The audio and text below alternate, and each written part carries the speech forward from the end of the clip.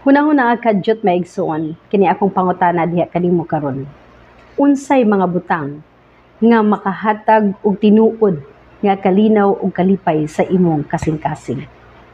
Kwarta ba? Kalipay ba dinhi ani kalibutana? Kalampusan or kadaugan? Ikaw ray makatubag niini mga igsoon.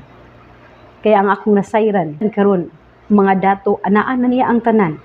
Kalampusan, kasikatan, apan wala gihapoy kalinaw diha sa iyang kasuluran. Ang tinuod nga kalinaw makita lamang sa pulong sa Dios ug sa atong relasyon ngadto kaniya.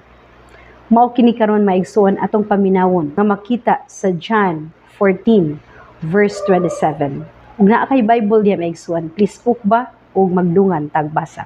Ang kalinaw ibilin ko kaninyo. Ang akong kalinaw nga dili sama sa ihatag sa kalibutan, ihatag ko kaninyo.